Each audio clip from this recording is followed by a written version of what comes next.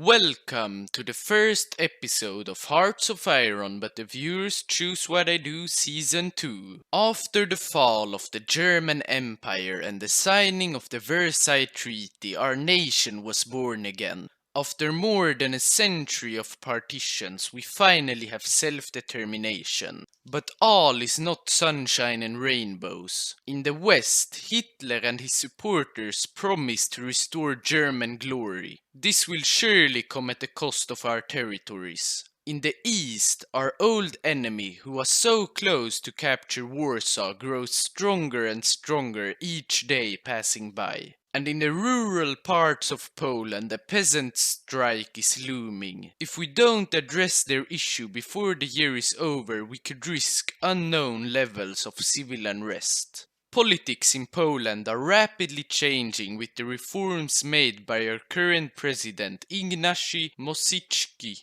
We, as the people of Poland, have four options if we should support this or rather support the opposition. The people of Poland have chosen. After 35 days of protesting, the government has collapsed and been replaced by the Regency Council. The people's voices have been heard, but we still lack a king. So, the Regency Council ended the reforms made by the April Constitution, and then they opened the doors to all royal applicants seeking to claim the Polish throne. While we waited for the applicants, we began with our first 4-year plan. With this plan, we will invest money into better infrastructure and prepare for future industry. More importantly, we will also build railroads to our poorer east. This will make us able to reform our agricultural sector and invest in eastern Poland. If our plan succeeds, we should be able to easier meet the striking peasants' demands. After waiting around 100 days, 4 different royal applicants have claimed the Polish throne.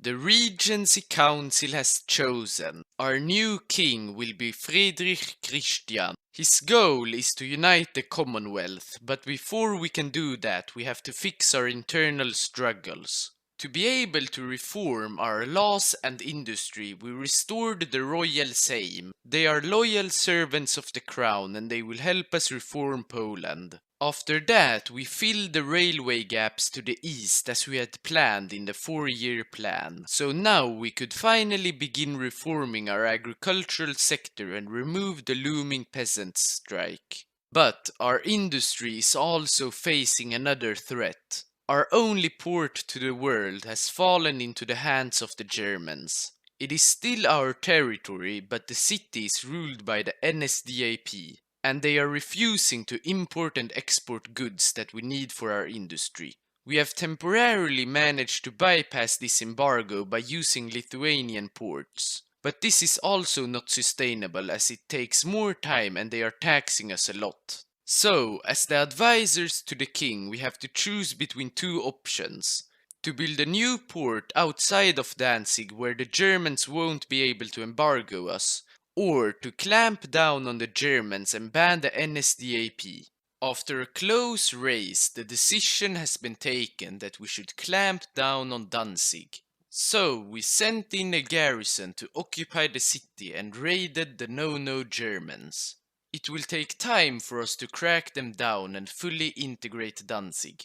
So in the meantime, we began with supporting monarchism in Lithuania. We started with propaganda and then we began arming the monarchist militants. While we waited for our support to go up in Lithuania, we launched the National Defense Fund. The citizens and state alike will contribute to fund our growing industry, giving us a huge boost to it. As we slowly become stronger and more stable, the world around us is beginning to show its weakness. In Spain, the civil war began. It seems like the Republicans are winning, but with the anarchists leaving their side, it could turn any moment. In the Baltics, 2 civil wars began. First in Estonia, where the communists rose up and with the help of the USSR easily took control. And then in Latvia, where the fascists tried to march to Riga. They failed, but they are still trying. And then very good news arrived. In the Soviet Union, Ivan Smirnov has risen up against Stalin. We can only watch and see how this will progress, but this will surely weaken the USSR. Our plan to claim Lithuania is also progressing, and we have begun investing civilian factories into their industry. And then we also swayed their generals to our side. Now we have more than 80% support for our cause in Lithuania.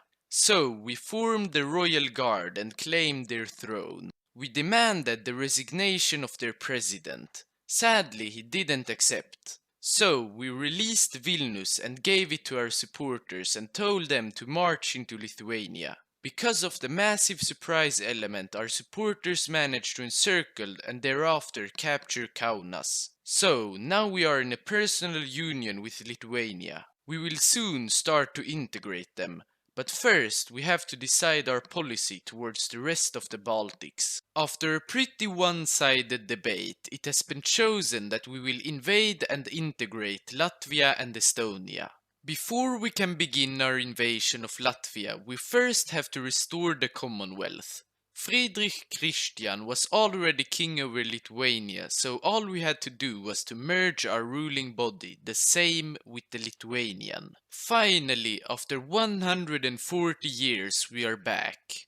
While we united our Commonwealth, Stalin lost his civil war, meaning that Estonia was not protected anymore. So, it's time. We claimed Livonia and disguised our invasion as a peacekeeping mission. At the same time as we began our invasion, Germany anschlussed Austria. This distracted the Western powers away from us. So, how did our invasion go? We quickly crushed the fascist rebels and then marched over the river and captured Riga. We annexed Latvia and then moved our troops to Estonia. Fighting the Estonians was harder as the communists were eager to defend their revolution. But it was still easy as we got a lot of help from local anti-communist guerrillas such as the Forest Brothers. So, we have united the Baltics.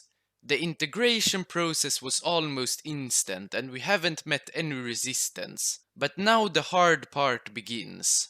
If we want to reclaim our old Commonwealth, we need to take over Germany and the Union of Soviet Republics. If we ever want to take them over, we have to start to prepare. But our industry is not enough to prepare against both nations. So we have to choose between one of the two. Our future war plans have been drawn. The plan is to prepare for an offensive war against the Germans. But we won't be able to carry out our plan right now as our army is smaller and less advanced than the German. We started by building more military factories and expand our conscript laws. But then something unexpected happened. The Germans annexed the Sudetenland from the Czechs. We took this opportunity to annex the small region of Zaolzie. While all this happened, we had slowly cracked down on the no-no Germans in Danzig. We have managed to get their resistance down to 13% and their compliance to 100.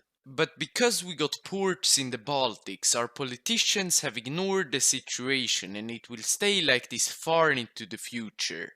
Our first batch of new divisions have arrived. We immediately started training even more. Then sad news arrived. The Germans had marched into Prague and taken over all of Czechoslovakia without resistance. They gave Slovakia to Hungary so that they would join the Axis. This means we have an even bigger front against the Germans.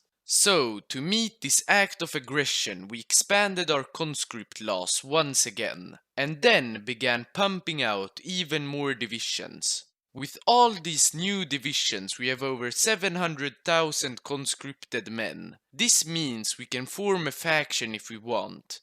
The question about our alliance has been answered. We will together with Romania form the Intermarium and then ask Yugoslavia and other Balkan nations to join too. We began plans to form our faction, but then the horrifying news arrived. The Germans are justifying on us. We are totally not ready. They have surely 1.5 times the amount of divisions along our border than we have. An offensive war that we have planned for will be impossible, even with the help of Romania. We have planned all wrong. We have no defensive infrastructure or anything. Some days later, an ultimatum arrived from the Germans. They are demanding Danzig and Gdynia from us. The only thing that we will get back is that they will lose their claims of Poznan.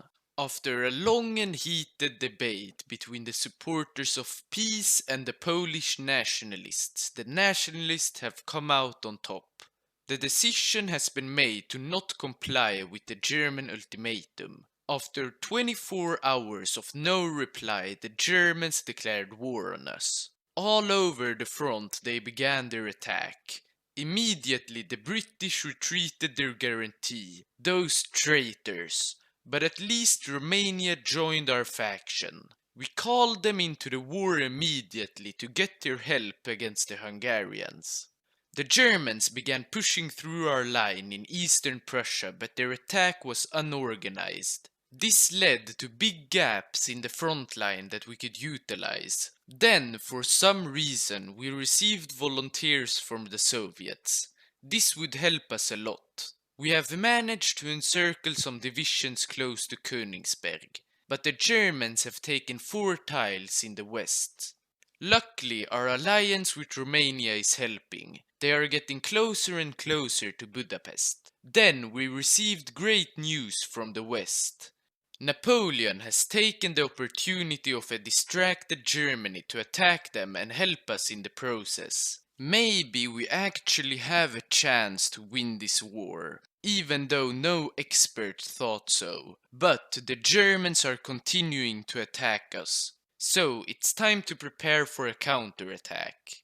We will of course first take over Königsberg, but after that, what should we attack? We chose one of 4 possible counterattacks. The attack that will push to Stettin and make an offensive to Berlin easier. But before we can begin the attack, we have to take over Königsberg.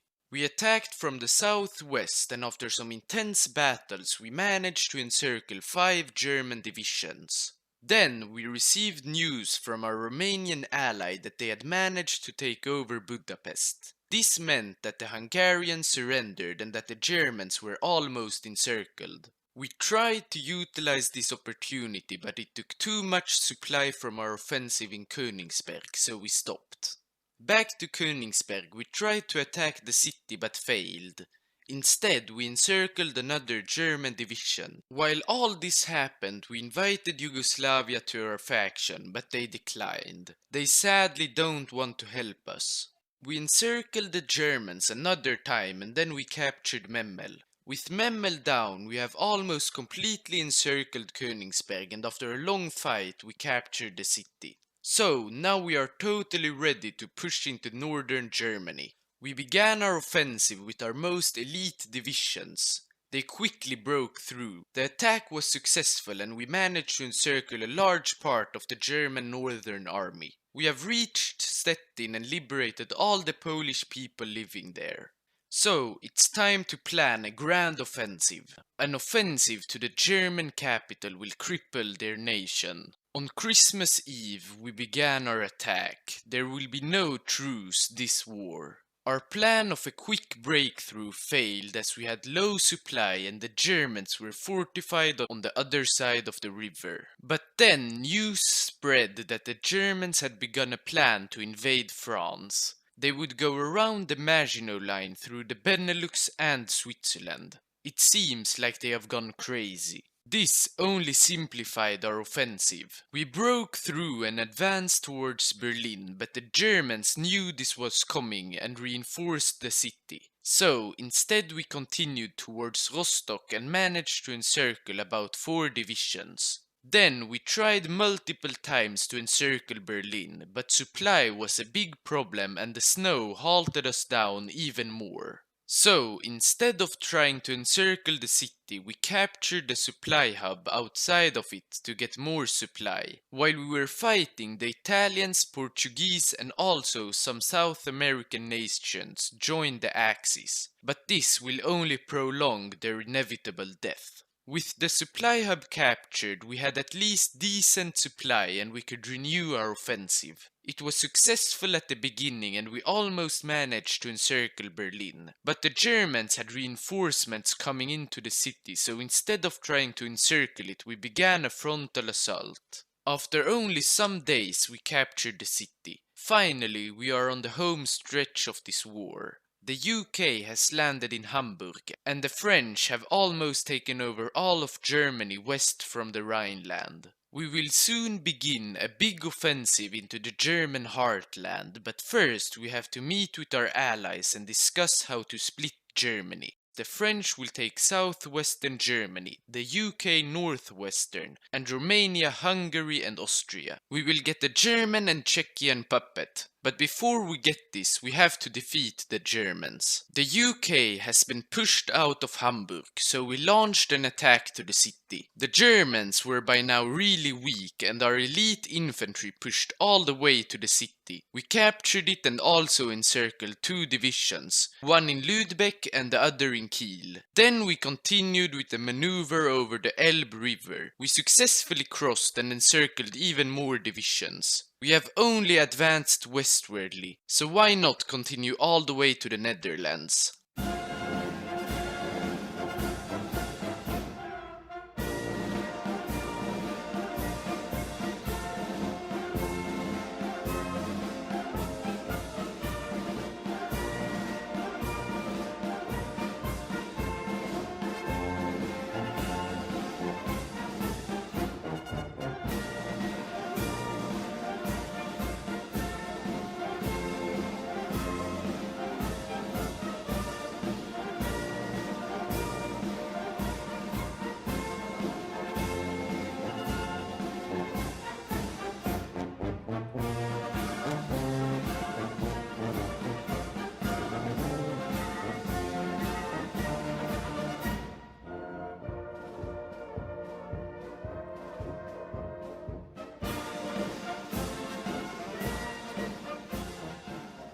We have captured all of northern Germany. They are getting closer and closer to surrender. While this happened, nationalist Spain joined our side in the war and took over Portugal. Then, with the help of the Allies, they naval invaded the Italian mainland. This means the Germans are completely surrounded. So, we sent our elite divisions to the Romanian front and began our attack on the new German capital, Vienna. We captured Bratislava for supply and then marched into Vienna. They are now only 8% away from surrendering. But then unexpected news arrived. The Soviets began marching into eastern Poland. Denmark, their ally, had already taken Hamburg, but we're fine. We'll defeat the Germans and then turn our army towards the Soviets. So, we captured Stuttgart and Munich, then they surrendered. We can now turn our army to the Soviets. We have come up with a plan to capture Leningrad, but before we launch it we have to defeat the Danish communists. We encircled a big part of their army in Schleswig-Holstein, then continued straight for Copenhagen. Once we captured the city and Aarhus, they surrendered. Now we are ready to divide Germany with our allies. We gave away the Hanover area to the UK and the Rhine area to France. We also split Austria with our Swiss and Romanian ally. We kept Eastern Germany and Czechia as a puppet. We are now ready to attack Leningrad. We broke through in southern Estonia and advanced around the Peipus Lake uncontested. The Soviets made a grave mistake in attacking us. We have now captured Stalingrad. This will be a huge blow to the Russian morale, or that's what we thought. After a month of reorganizing our army, more and more Soviet troops began showing up. We have to start another offensive before they manage to gather a large army. We planned an attack to Moscow. We will advance from Minsk and Leningrad, but if we want to succeed against the new Soviet armies, we have to advance slowly. So we will begin with attacking Minsk and continue with encircling the Soviet Baltic advance. Our offensive began and we advanced towards Minsk, but as we reached it, the Soviets had set up fortifications. This meant we had huge problems taking the city, and once our troops were starting to get worn out, the Soviets counterattacked us. Luckily, we had it under control. Then, the Soviets revealed their plan to strengthen resistance against our invasion. They released Byelorussia as a puppet. This meant that the Byelorussians rather supported the Soviets than us. When the Soviet attack stopped, we launched our assault on Minsk again, but this time we went around the city. We managed to encircle it and then capture it. Now we have a bit more supply in the region and we are ready for our first big encirclement. We broke through in the south but had problems in the north. Even though we were advancing, it went slow because of supply problems and strong resistance. We got one tile away from encircling them when supply made it impossible to attack more. So, to lighten the supply situation, we have to attack more east. We took over the supply hub of Smolensk, then the supply hub in Velikia Luki. With supply partially regained, we launched the offensive to close the encirclement. We attacked from the south and the north, and this time it was successful. Destroying the encirclement was much easier than closing it. The Finns, who saw our success, were eager to join our side of the war to claim Murmansk for themselves. So, with the help of Finland, we are now ready to capture Moscow.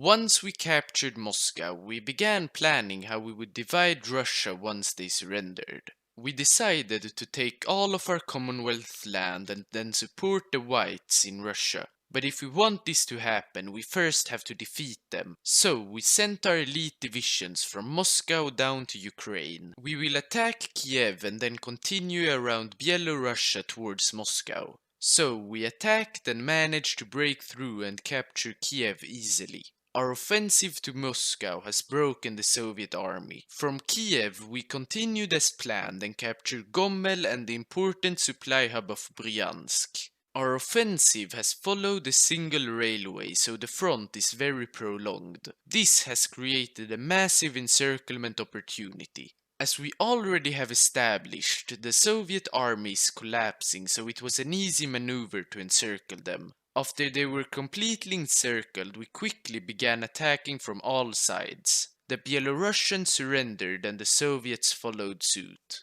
While we had a successful encirclement, another nation was also succeeding in their attacks. The Finns have pushed the Soviets out of the Kola Peninsula and almost out of Karelia. With all this success, it's time to deal the final blow to them. A huge offensive that will end in Volgograd. Depending on how well it goes, we might even be able to continue down to the Caucasus. We attacked as aggressively as before. The Soviets' line folded under the pressure and collapsed. City after city fell under our marching boots. We crossed over to Crimea. No Soviet divisions were there to meet us. In Ukraine we continued and crossed into Russia. Our troops moved faster than ever. With the help of our newly developed fighter aircraft PZL-62 Putsulka and a great effort by the Polish National Railway to organize the supply, we reached Volgograd in only 1.5 months. This was the end of the Soviet Union. We had captured all their important cities. In the east, Japan had taken Vladivostok. The Russian army has collapsed and their industry is even worse. On the 30th of May 1943 we declared victory. It will of course take many more weeks and months to completely destroy them, and years to remove their influence over the Russian people. We will put all Russian lands under a government with mostly exiled White Army veterans and anti-Soviet politicians. They will of course not be completely free, as we will keep a watching eye on them. Now the long process begins to Polonize the Commonwealth lands that we have gained. But we won't be able to do this if we are at constant war. So it's time to settle down and demilitarize our society. Poland will become a bastion of peace and stability. Thanks so much for watching and showing so much love to this channel. See you in the next video.